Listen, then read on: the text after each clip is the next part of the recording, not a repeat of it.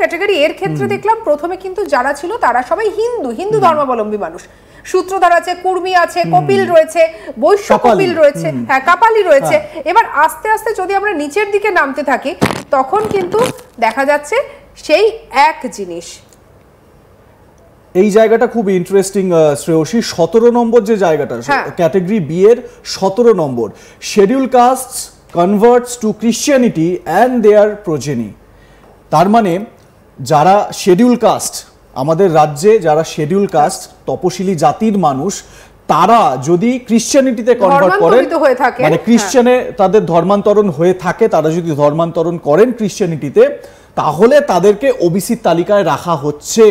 ঠিক এই জায়গাটাই অমিত মালভিয়া, যিনি বিজেপির আইটি সেলের চিফ এবং একই সঙ্গে এই রাজ্যের অন্যতম পর্যবেক্ষক, তিনি একটি পোস্ট করেছেন ঠিক এই জায়গাটাকে মেনশন করে যে ধর্মান্তরণ হলেই ওবিসিতে তাদেরকে অন্তর্ভুক্ত করা হচ্ছে বা অন্তর্ভুক্ত করার ব্যবস্থা করা হয়েছে। ওবিসির এই লিস্ট থেকে এই সমস্ত তথ্য তুলে ধরা তিনি তুলে ধরেছেন।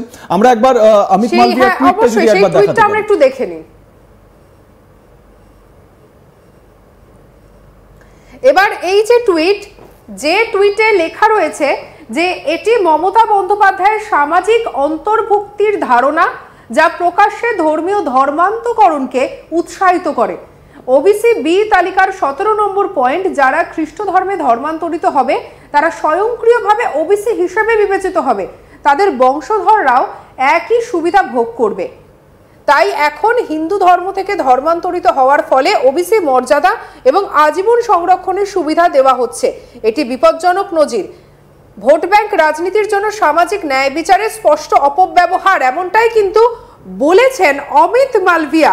স্বপন, এবার এই জায়গা থেকে প্রশ্নটা যেটা চলেই আসে যে আমরা সাধারণত জানি যে এসসি এসটি হোক বা ওবিসি হোক, এটা কিন্তু জন্মগতভাবে প্রাপ্ত, একদমই তাই। তাহলে কেউ যদি এখন ধর্মান্তরিত হয় কি করে তাহলে সেই তালিকা? দেখো এই তালিকায় ঠিক কি হবে, মানে এই আদালতের এই 19শে জুন এই মাসেই 19 তারিখ একটা হিয়ারিং রয়েছে। এই খসড়া মানে যে সার্ভে, সেই সার্ভের রিপোর্ট সংক্রান্ত বিভিন্ন তথ্য রাজ্য সরকারকে জমা দিতে হবে। তাতে করে কি উঠে আসে, হাইকোর্টে ঠিক কি বলা হয়, হাইকোর্টের ডিভিশন বেঞ্চ এ বিষয়ে কি বলে, সেদিকে অবশ্যই নজর থাকবে। কিন্তু একটা জিনিস দেখো, আমাদের দেশে ধর্মের ভিত্তিতে কোনো রকম ভাবে সংরক্ষণ দেওয়ার কোনো রকম প্রভিশন নেই, আমাদের সংবিধান সেটাকে অনুমোদন দেয় না। কিন্তু এই যে যেমন ধরো schedule caste, schedule tribe, OBC, পিছিয়ে পড়া বিভিন্ন সমাজের শ্রেণীর মানুষ, তাদের জীবনের মান উন্নয়ন করার জন্য, তাদেরকে এগিয়ে যাওয়ার জন্য সংরক্ষণের ব্যবস্থা রাখা হয়েছে। যেরকম ওবিসি, এই ওবিসি আদার ব্যাকওয়ার্ড ক্লাসেস, তপশিলি জাতি উপজাতি ছাড়া আরও যারা আদার ব্যাকওয়ার্ড ক্লাসেস রয়েছে তাদেরকে এই সংরক্ষণ দেওয়ার কথা বলছে আমাদের সংবিধান।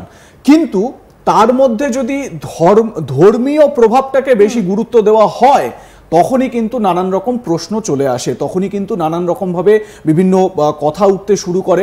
এবং দেখুন, আমরা কিন্তু এখানে কোনো রকম কিছু বলছি না, আমরা শুধু ডেটা আপনাদের সামনে তুলে ধরার চেষ্টা করছি। কমেন্ট একজন করেছেন, তিনি বলছেন যে ভালোভাবে সার্ভে হয়নি।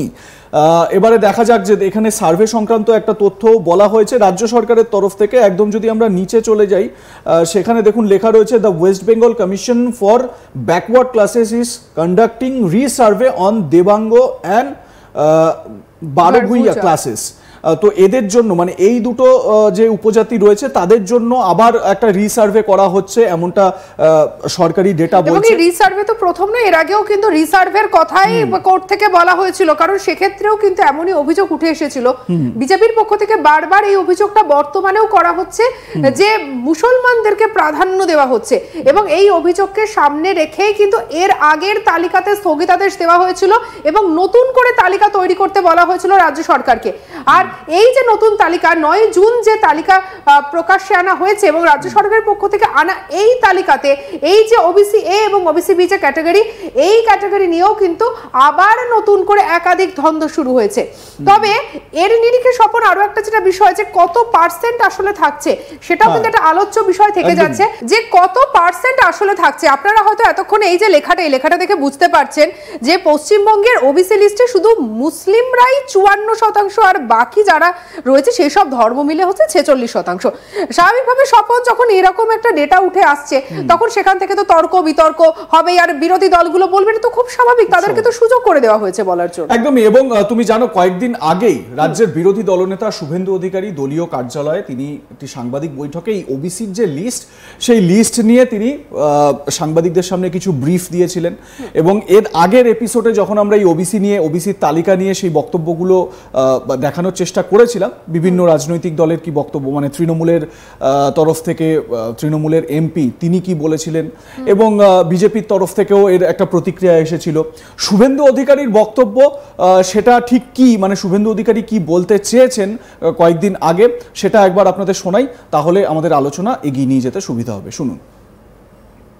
পশ্চিমবঙ্গে ওবিসিতে যে অনুমোদন ছিল মোট ৯৯টা সাবকাস্টের, এতে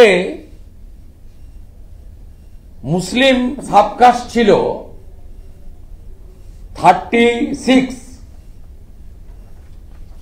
36 ছিল আপনার মুসলিম সাবকাস্ট। মাননীয় মুখ্যমন্ত্রী ডিভিশন বেঞ্চে ওবিসি তালিকা বাতিল হওয়ার পরে, সুপ্রিম কোর্টে স্টে না পাওয়ার পরে 3 মাসের যে সার্ভে নিয়েছিলেন, সেই সার্ভের পরে মাননীয় মুখ্যমন্ত্রী তার যে তুষ্টিকরণের রাজনীতি, 180টা ওবিসির সাবকাস্টকে ওবিসি এ এবং বি তে ঘোষণা করেছেন 17%। তাতে মুসলিম কমিউনিটির প্রতিনিধিত্ব বা সুযোগ পেলেন 119টা সাবকাস্ট, অর্থাৎ 99টা 2010-এর মধ্যে 36, এবারে 180-র মধ্যে 119। ওবিসি এ হচ্ছে 10%, ওবিসি বি হচ্ছে 7%। ওবিসি এতে যে 81টা সাবকাস্টকে ওবিসি এতে নিয়ে এসছে, তার মধ্যে 73টা হলো মুসলিম জনগোষ্ঠী। পার্সেন্টেজ হলো 90.12। অর্থাৎ ইতিমধ্যে বিজেপির পক্ষ থেকে যে কথা বলা হচ্ছে সেখানে তারা কিন্তু অভিযোগ আরো মারাত্মক করছে। তারা বলছে যে 90%-এর ওপরেই রয়েছে মুসলিম, তাদের কথা অনুযায়ী বা তাদের এই লিস্ট হোক বা তাদের সমীক্ষা হোক, যে বিষয়টাই হোক না কেন, সেটার হিসেবে বিজেপির পক্ষ থেকে ইতিমধ্যে দাবি করা হচ্ছে। তাহলে এখান থেকেই স্বপন প্রশ্ন উঠে আসছে যে যদি এরকমই যদি হয়, তাহলে আগামীতে কি 2026-এর ভোটকে মাথায় রেখেই কি এরকম একটা তালিকা তৈরি করা হলো? এটা আমরা বলছি না, এই কথাটা সাধারণ মানুষ বলছে, বিজেপি বলছে।